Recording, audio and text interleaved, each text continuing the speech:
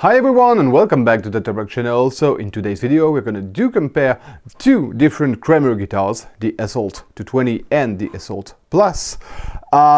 I'm not going to do an in-depth review of these two guitars because I've already done it, so if you want to watch the review of this one or of this one, you will find the link in the video description down below.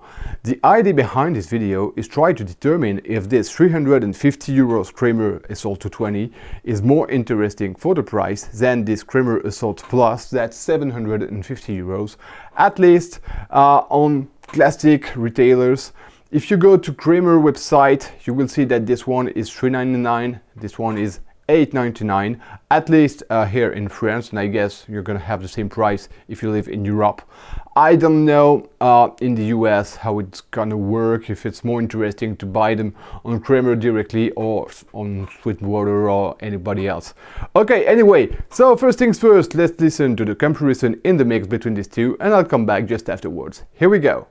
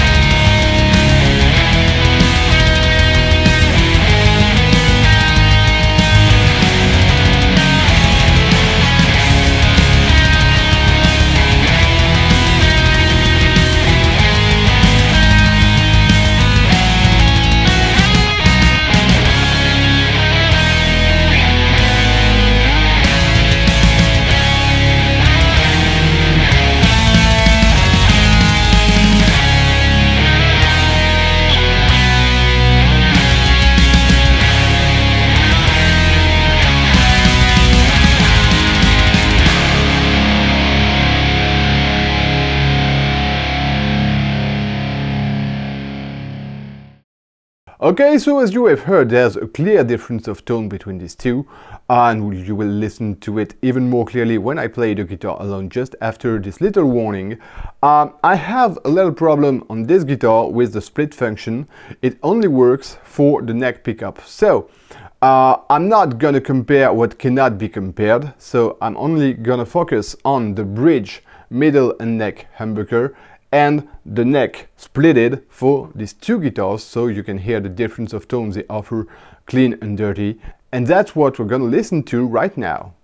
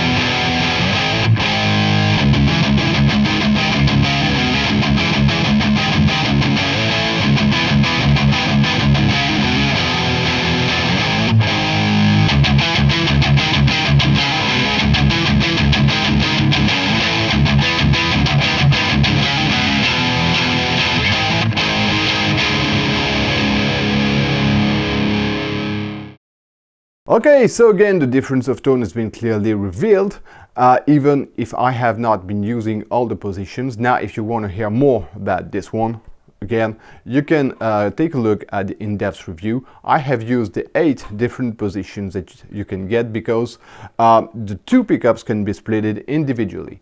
Okay, now let's enter deep into the comparison and let's start with what is common. Of course, you've got the same brand. You've got mahogany body and mahogany neck on these 2 guitars. On this one, I'm pretty sure this is an ebony fingerboard, even though, well, the description on Kramer's website is not clear about that because it didn't mention anything. And according to certain retailers, it would be rosewood fingerboard, but when I take a really close look at it, it does not look like rosewood. It looks like ebony. It's got the same texture as the guitars I have with ebony fingerboard, so I'm pretty sure this is ebony. On this one, without the shadow of a doubt, you have maple top, and on this one you also have a very nice maple veneer with purple color. The Floyd Rose is different. This is an original Floyd Rose 1000 series. This one is a Floyd Rose under Kramer license, so pretty different in terms of components, I guess. This one has got three parts, sorry, 2 volume and 1 tone, when this one has only 1 volume and 1 tone. So you've got here the 3-way toggle that's classically here for classic full single cut, when on this one it's a bit lower. You also have to know that there's a huge difference of weight between these two guitars. This one is 4 kilograms, this one is 3.35 kilograms to be precise. Both have a very interesting feature that's Kramer's own. You've got your Allen wrenches on the back of the headstock, and as you can notice, you've got a completely different headstock shape. I really wonder why they make this difference. So I need to choose which one you do prefer. I think I do prefer the kind of banana shape of this one. Looks cool. Okay, now let's talk about what you couldn't see or hear through the demo, of course, the playability. Well, on both cases, you have here a neck heel. So the access to the 24th fret is pretty much the same on this one. So easy here, more complicated there, and really very hard here, as on the Kramer Assault Plus. Let me show you. Okay, really the exact same. Now, the main difference that you will see between these two is you have a satin finish here when you have a glossy finish there.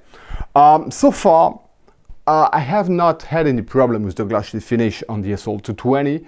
I mean, it glides, it's okay, it's not sticky at all. Now, the ultimate test for this kind of glossy finish is waiting until it's very hot out there, and that's not what we have right now, and see if when your palms are getting wet, you can still use the neck correctly or not. I have a few guitars at home that I know I will not choose in the summertime because it's too hot and my palms are really getting wet. But it's not what I have on all my glossy finish guitars, when I'm sure that if I have a satin finish, I will have no problem. Okay, now the finish, it's really very good on both of them. Maybe a little bit of tool marks, I have noticed that, but really they're not easy to see, and I cannot see them anymore. Have I been dreaming something? I don't know. I had seen, yeah, a tiny, yeah, okay, a few tool marks. I'm not even sure you're gonna see them. 18th and 19th fret here on the edge. Really nothing at all.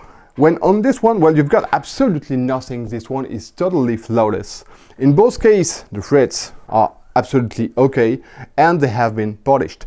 And that's, of course, something you do expect on a 750 euros guitar, and that's really not what you find every day on a 350 euros guitar, especially when it doesn't come from a distributor brand like Harley Benton.